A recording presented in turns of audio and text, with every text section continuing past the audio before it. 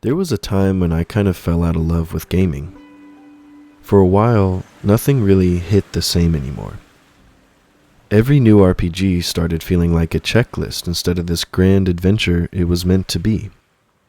But then, something switched. One evening, after college, I sat down and booted up a new playthrough of Skyrim.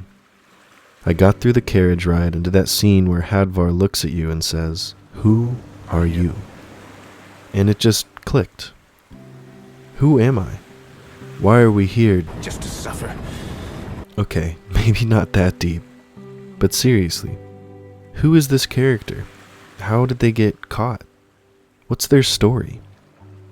Suddenly my brain was buzzing with ideas, concepts, little sparks of possibility. And for the first time in a long time, I felt inspired again. That was the moment gaming became a creative outlet for me. I started crafting stories, lives that actually made sense in the worlds I was playing in. And that's when it all came rushing back. The magic, the curiosity, the reason I fell in love with games in the first place. And if you've been feeling stagnant or uninspired lately, maybe this can help you the way it helped me. I've made a video on this concept before, but when we say role-playing game, a lot of us focus on the game aspect. The leveling, the loot, the quests, which is totally fine, but for me, gaming started feeling repetitive. Go here, collect this, talk to this guy, fast travel back, get loot, profit. I started getting bored with the routine. Every character I made did pretty much the same thing. Keeping it to Skyrim for now, I knew I could train on Hadvar or Ralof in the cave. I knew I could get the transmute spell and spam iron to gold and craft a bunch of gold rings to level smithing.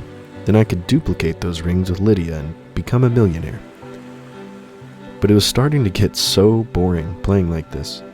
I think it can be novel for a while, but I started feeling like I wasn't enjoying my time. I was just trying to get as rich as possible to afford all the items I wanted and become OP. This started leading to burnout. Every game I picked up, I had the same goal: make as much money as possible and become as strong as I possibly could. It started making my gaming experiences blend together, and I realized I was treating these games as a checklist and not stopping to smell the roses anymore like I used to. For a while, I wondered why games weren't hitting like they used to. I asked why gaming changed and felt so different, but I realized it wasn't the games that changed. It was how I was playing them that did. When I started writing backstories, it brought some of that magic back. It brought some of the childlike wonder back to my gaming experience. I started to slow down and be in my character's shoes. I felt attached to this incredible world again, and all of a sudden, I was gaming for my own enjoyment again. I stopped playing role-playing games as something to just beat anymore. And I think there are other games that are for that.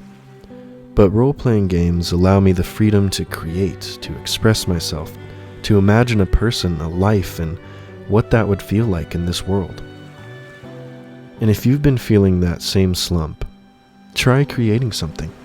Even if it's small, just ask yourself, who am I in this world? Why am I in this situation? What are my motivations? You'd be surprised how fast that spark can come back. Alright, now let's talk process, because this is my favorite part. I usually start with something simple. Maybe a word, a vibe, whatever. Maybe it's vagabond, retired knight, mage who's afraid of their own power. It doesn't have to be deep, it just needs to click with you.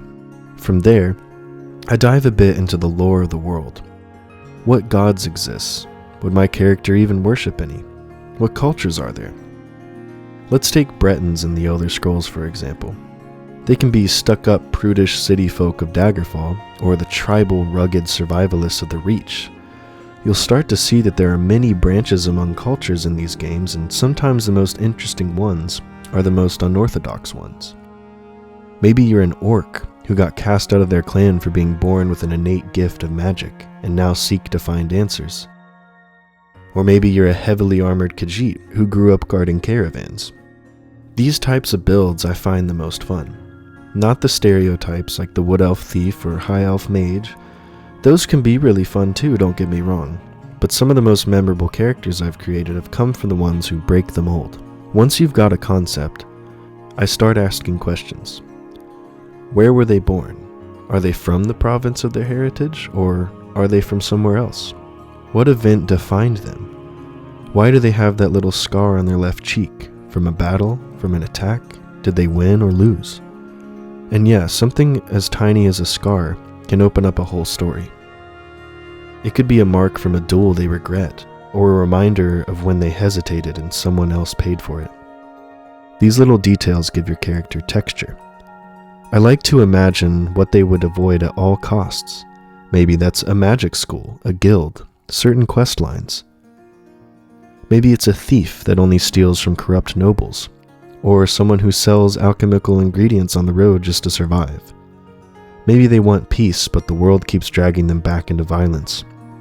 Whatever it is, these are great jumping off points, and it gets my imagination flowing every time. Another thing I do to keep subsequent playthroughs distinct and meaningful is I create certain rules, because sometimes constraints can create unexpected results. Maybe I can't fast travel. Maybe I can't steal unless it's from the corrupt. Maybe I can only use weapons I could logically find or craft myself. These rules force me to think not what's the best option mechanically, but what would this character do? And that's when a playthrough becomes memorable for me. When I started role-playing like this, the whole game changed for me. Every innkeep felt like someone my character could befriend or avoid. Every piece of armor gained was a part of their story, not just stats. I even started looking at quests differently. They weren't just objectives, but they were choices that cemented who this person is. And sometimes you'll find that story surprises you. I've had thieves grow a conscience, knights who abandoned their vows, characters who started one way but ended up something else entirely. And to me, that's the beauty of it. You start being a part of this story, not just an observer. So yeah, when Hadvar asked me, "Who are you?" I didn't realize that was the question that would bring the joy back to gaming for me. Because now every time I start a new RPG, I get to be creative.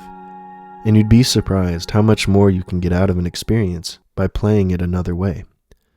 So if you've lost that spark, try asking that question again. Who are you? And what story do you want to tell? Bring the role back to role-playing, and you might just find that same magic waiting for you, right where you left it.